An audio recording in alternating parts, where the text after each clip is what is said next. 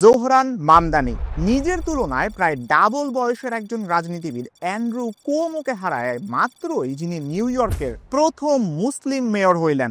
ইনি সেই লোক যিনি বলছিলেন উনি মেয়র হইলে ইসরায়েলের নেতানিয়াহু যদি নিউ ইয়র্কে আসেন তাকে গ্রেফতার করা হবে। যার মুসলিম পরিচয়কে টার্গেট করে বিরোধীরা প্রচুর প্রচারণা করে। কেউ কেউ স্ট্যাচু অফ লিবার্টিকে বোরখা পরায় তার বিরুদ্ধে প্রচারণা করছে, কেউ বলতেছিল মেয়েদের স্বাধীনতা চলে যাবে। ট্রাম্প তো ডিরেক্টলি তাকে কমিউনিস্ট ট্যাগও দিয়ে দিছিলেন। এত কিছুর পরেও বিলিয়ন ডলারের নির্বাচনী ক্যাম্পেইনের বিপরীতে নিজের সোশ্যাল মিডিয়ায় দেওয়া জনপ্রিয় ভিডিও, পডকাস্ট আর ইন্টারভিউ, এমনকি উনি আমাদের খালেদ মহিউদ্দিনের ইন্টারভিউতেও আসছিলেন, এসবের উপর ভিত্তি করে লক্ষ লক্ষ ডলারের ক্যাম্পেইনকে হারায় দিলেন একজন অভিবাসী, প্লাস তার উপরে একজন মুসলিম যুবক। কিভাবে হইল তার এই উত্থান, কিভাবে উনি রাজনীতিতে ঢুকলেন আর এলেন, দেখলেন, জয় করে নিলেন সবকিছু, এই প্রতিটা জিনিস নিয়ে আরো অনেক গভীরে আমরা জানবো আজকের এই ভিডিওতে।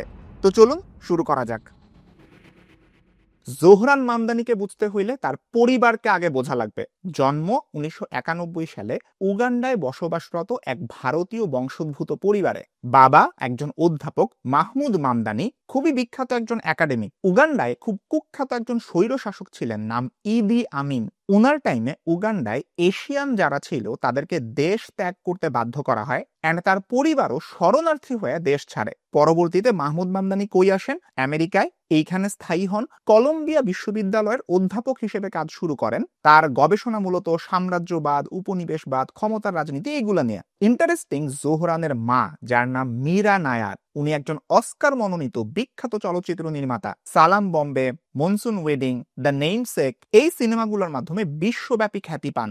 জোহরান মামদানির পরিবারের আরেকজন সদস্য, তার স্ত্রী, নাম রামা দুয়াজি, উনি সিরীয় বংশোদ্ভূত একজন শিল্পী। জোহরানের সাথে তার বিয়ে হয় 2024 সালের ডিসেম্বর মাসে। তার পরিবারের ডায়নামিকটা আপনি বুঝলেন, খুবই পারফেক্ট একটা কম্বিনেশন। এখন প্রশ্ন, জোহরান মামদানি নিউ ইয়র্কে কিভাবে আসছে? মামদানি মাত্র 7 বছর বয়সে নিউ ইয়র্কে আসেন। আমি গত কয়েকদিন আগেই নিউ ইয়র্ক ভিজিট করে আসছি। লাইফে প্রথমবার নিউ ইয়র্কে গেছিলাম। নিউ ইয়র্ক কিন্তু ওয়ার্ল্ডে অনেক কিছুর জন্য বিখ্যাত। Statue of liberty, Times square, Wall Street, এগুলো সব নিউ ইয়র্কে। প্রায় 85 লক্ষ মানুষ এখানে বাস করে, কথা বলে প্রায় 700টা আলাদা আলাদা ভাষায়। 2.3 ট্রিলিয়ন ডলারের ইকোনমি, অনেকটা পৃথিবীর সবচেয়ে ধনী শহরগুলোর মধ্যে একটা এই নিউ ইয়র্কে। এই শহরেরই ওয়ার্ল্ড ট্রেড সেন্টারে 9/11-র কাহিনী। এই নিউ ইয়র্ক থেকেই পুরা পৃথিবী জুড়ে ছড়ায় পড়ে ইসলামোফোবিয়া। ভাগ্যের খেলাটা দেখেন, ওই ঘটনার 24 বছর পরে এমন একজন মানুষ মেয়র হইতে যাইতেছেন যার জন্ম হইছে আফ্রিকায়, বাপ মা হইল দক্ষিণ এশিয়ান, বউ হইল মধ্যপ্রাচ্যের, আর নিজের ধর্ম ইসলাম। উনি নিউ ইয়র্কে প্রথম মুসলিম মেয়র হইতে যাইতেছেন। একই সাথে লন্ডনের পরে বড় কোনো পশ্চিমা শহরে আরেকজন মুসলিম মেয়র হবেন। আপনার রিসার্চ জার্নিটাকে সহজ করতে আমি 3 দিনের লাইভ রিসার্চ ওয়ার্কশপ নিয়ে আসতেছি। এই ওয়ার্কশপটাতে আমি আপনাকে শুধু স্লাইড দেখাবো না, শুধুই ক্যামেরার সামনে বকবক করব না। আমার বর্তমানে চলমান রিয়েল লাইফ একটা রিসার্চ প্রজেক্ট থেকে সম্পূর্ণ নতুন একটা রিসার্চের টপিক কিভাবে বাছাই করে পার্ট বাই পার্ট আগাইতে হয় সেইটার লাইভ ডেমনস্ট্রেশন আমি দেখাবো। 3টা ক্লাসে আমি আপনাদের সাথে সরাসরি কথা বলবো, ডিরেক্টলি আপনাদের সাথে কথা বলে আপনাদের সমস্যাগুলো বোঝার চেষ্টা করব, যাতে নতুন যারা রিসার্চ শুরু করতেছেন বা শুরু করতে চান তাদের জন্য বুঝতে সুবিধা হয়। ওয়ার্কশপের ডিটেইলস ডেসক্রিপশন বক্স আর পিন্ড কমেন্টের মধ্যে আমি দিয়ে রাখছি। একটা রিসার্চকে আমি কিভাবে একদম জিরো থেকে দাঁড় করাই এই সম্পর্কে খুঁটিনাটি জানতে চাইলে আপনি রিসার্চ ওয়ার্কশপে জয়েন করতে পারেন। আপনি কি জানেন জোহরান মামদানি আমেরিকান সিটিজেনশিপ পাইছে মাত্র 7 বছর আগে, 2018 সালে। তাইলে এখন প্রশ্ন, জোহরান মামদানি রাজনীতিতে ঢুকছেন কিভাবে? মামদানি কিন্তু বড় হয়েছে নিউ ইয়র্ক শহরেই। ওনার ব্যাচেলার্স করেন আফ্রিকান স্টাডিজের উপরে বাউডুইন কলেজ থেকে। তখনও কিন্তু উনি রাজনীতিতে আসেন নাই, আসছিলেন সঙ্গীতে। মিস্টার কার্ডামম নামে হিপ হপ গান করতেন। বিশ্ববিদ্যালয় শেষ করেন, নিউ ইয়র্কের কুইন্সে কাজ শুরু করেন একজন হাউজিং কাউন্সিলর হিসেবে। ওনার কাজ ছিল সেই সব ভাড়াটিয়াদেরকে আইনি সহায়তা দেওয়া, মেইনলি যারা বাড়িওয়ালার জুলুমের শিকার হইতেছিল, যারা হয়তো কোনো কারণে ভাড়া দিতে পারতেছে না, বাড়িওয়ালা ওদেরকে ধাক্কা মেরে বাই করে দিতেছে, তাদেরকে উনি আইনি সাহায্য দিতেন। এইটা করতে যেয়ে উনি দেখলেন নিউ ইয়র্কের সাধারণ মানুষরা তাদের ল্যান্ডলর্ড বা রিয়েল স্টেট ব্যবসায়ীদের কাছে কিভাবে জিম্মি, স্পেশালি বেশি সমস্যায় পড়তো কৃষ্ণাঙ্গ আর অভিবাসী মানুষরা। যারা বাইরে থেকে আইসা আমেরিকায় সেটেলড হয়েছে। তারপরে তিনি সিস্টেমকে বদলাইতে নাইনা গেলেন রাজনীতির মাঠে, জীবনের মোড় ঘুরে গেল। 2016 সালে আমেরিকান ইলেকশনে হিলারি ক্লিন্টনের সাথে আরেকটা লোক ডেমোক্রেট পার্টির নমিনেশনের জন্য দৌড়াইছিল, নাম বার্নি স্যান্ডার্স। আমার খুবই প্রিয় একজন মানুষ। উনার নির্বাচনী প্রচারণাতে এই জোহরান মামদানি যোগ দিছিলেন। বার্নি স্যান্ডার্স তো পরে নমিনেশন পায় নাই, কিন্তু জোহরান মামদানি এর পরপরই যোগ দেন ডেমোক্রেটিক সোশ্যালিস্টস অফ আমেরিকা, ডিএসএ তে। এখন এই ডিএসএ জিনিসটা কি? এইটা আমেরিকার বৃহত্তম সমাজতান্ত্রিক সংগঠন। বার্নি স্যান্ডার্সকে যারা চিনেন না, এই যে বিখ্যাত মিমের লোকটাই হচ্ছে বার্নি স্যান্ডার্স, আর উনি একজন ডেমোক্রেটিক সোশ্যালিস্ট। ইউএস এর যে ডেমোক্রেট পার্টিটা, ওদের অনেকেই Democratic socialist of America, DSA, এই সংগঠনটার সাথে যুক্ত। তার মানে ডিএসএ কিন্তু আলাদা কোনো রাজনৈতিক দল না, ওরা একটা সংগঠন যারা ডেমোক্রেট পার্টিও করে, আবার ডিএসএ এরও সদস্য। তাদেরকে বলা হয় সোশ্যালিস্ট ডেমোক্রেট। ডেমোক্রেট পার্টিরই দুইটা আলাদা ধারা আছে।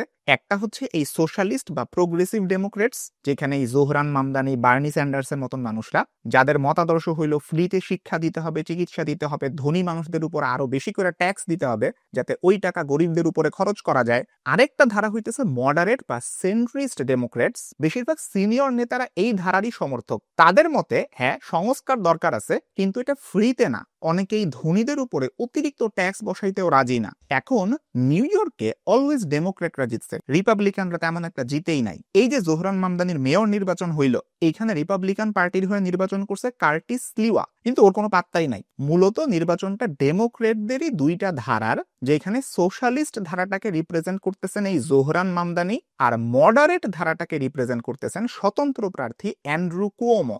এই লড়াইয়ের খুবই ইন্টারেস্টিং ডাইনামিক আছে। এর জন্য অ্যান্ড্রু কুওমো সম্পর্কে আপনার একটু ধারণা পাওয়া দরকার। কুওমোর রাজনৈতিক ইতিহাস অনেক বড়।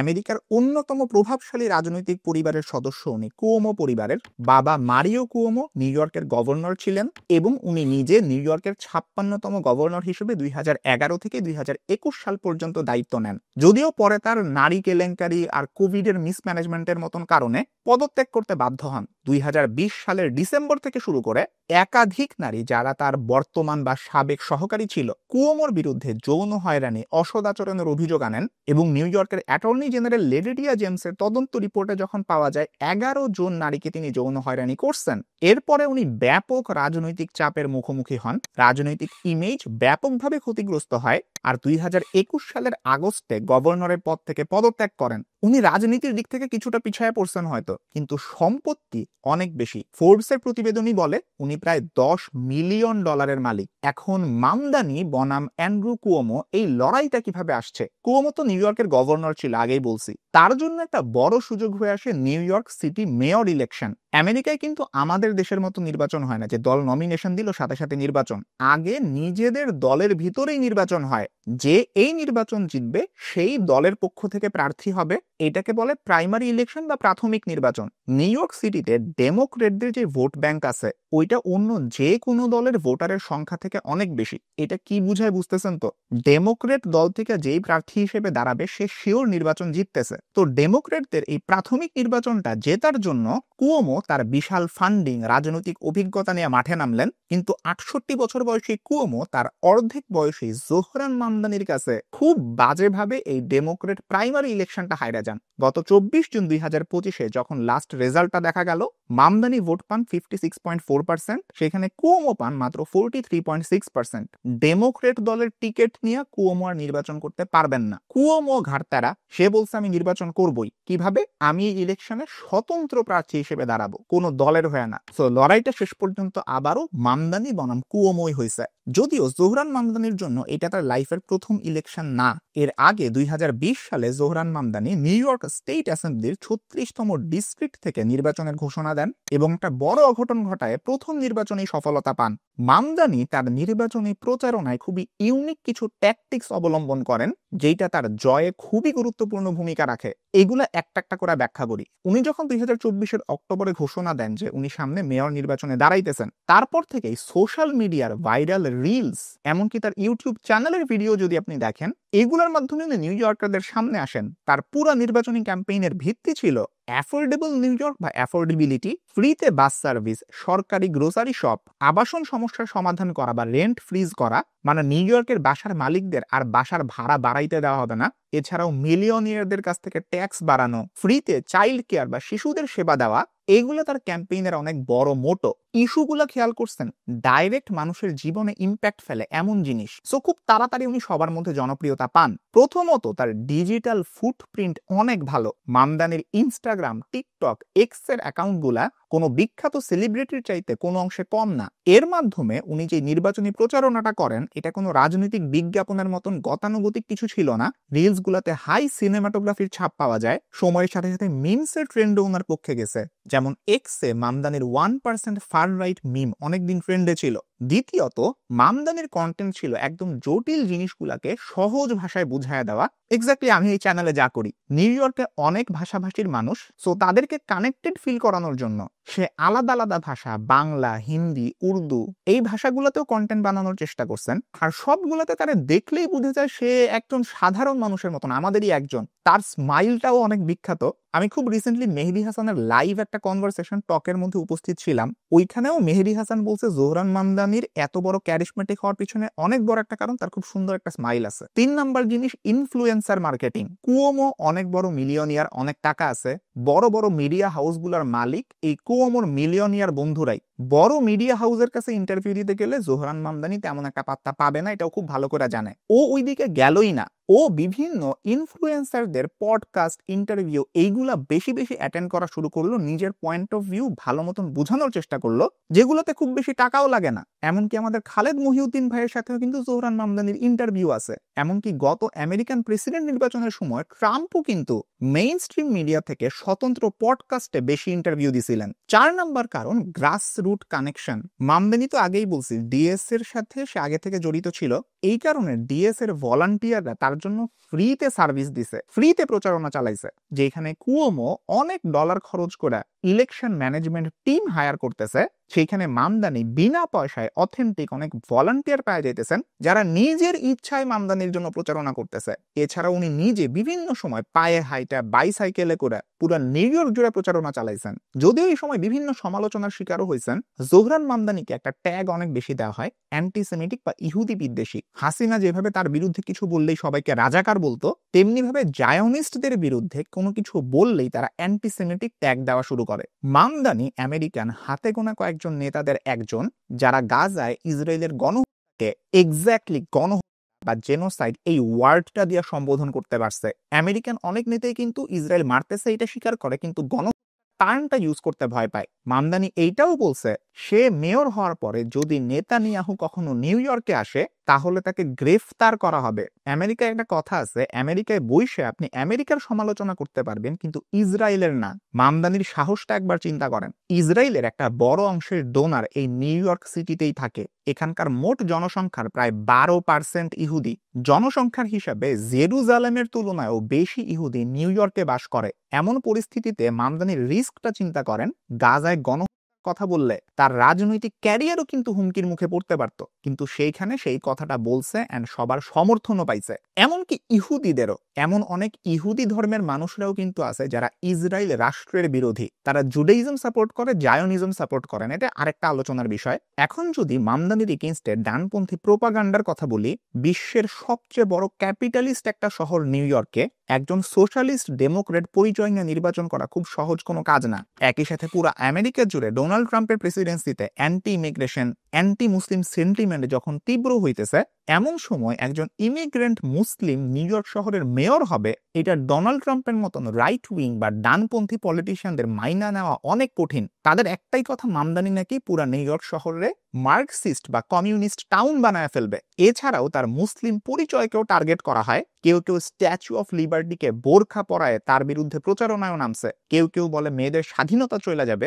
যদিও তার বউকে দেখে এটা বলার উপায় নাই। ট্রাম্প তো পিছায় নাই, ট্রাম্পও মামদানিকে ডাইরেক্ট কমিউনিস্ট বলেই আখ্যা দিছে। আমেরিকান ডানপন্থীদের সাথে ইসরায়েলি আর ভারতীয় ডানপন্থীরাও যোগ দিছে, এর পিছনে কারণও আছে। মামদানির বাপ হইল ভারতের গুজরাটি মুসলিম। একবার এক ইন্টারভিউতে সে গুজরাট দাঙ্গার জন্য নরেন্দ্র মোদীকে দায়ী করছিল, যেটা টু সাম এক্সটেন্ট সবাই জানে। এন্ড মোদীকে আর নেতানিয়াহুকে একত্রে ওয়ার ক্রিমিনাল বলছিল। এছাড়া নেতানিয়াহুকে গ্রেফতারের হুমকি তো আগেই দিয়ে রাখছে। এই জন্য এই দুই দেশের ডানপন্থীরা মামদানিকে দেখতে পারে না। রিপাবলিকান পার্টির কথা আপনি বাদ দেন, ডেমোক্রেটদের অনেকেই মামদানিকে সহ্য করতে পারে না। ডেমোক্রেট পার্টির একটা অংশ মামদানিকে নিজেদের দলের অংশই মনে করে না, বলে তাদের একটা আলাদা সোশ্যালিস্ট দল তৈরি করা উচিত। আবার ডেমোক্রেটদের আরেকটা অংশ মামদানির মধ্যে নিজেদের লাস্ট হোপ বা আশা দেখতেছেন। এই নির্বাচনে কয়েকজন সিনিয়র নেতা মামদানির পক্ষে মাঠে নামছিলেন। আমেরিকান প্রগতিশীল আন্দোলনের সবচেয়ে জনপ্রিয় দুই মুখ আলেকজান্দ্রিয়া ওকাসিও-কর্টেজ এওসি এবং বার্নি স্যান্ডার্সের সমর্থন উনি পান। এওসি তাকে প্রজন্মের অন্যতম সেরা নেতা হিসেবে অভিহিত করেন।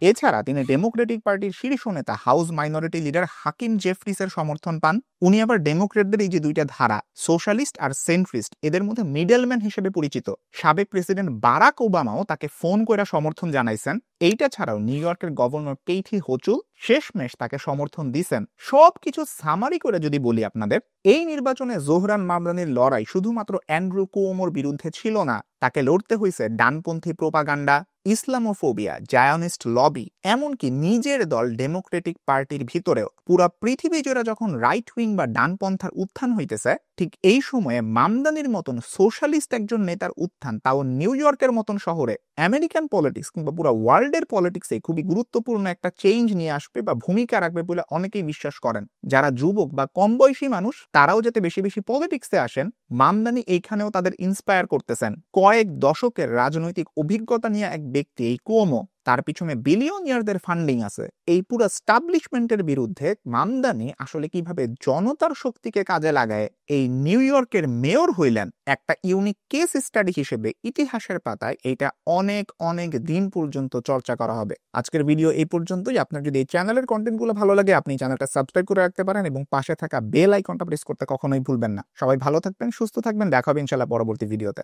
আল্লাহ হাফেজ।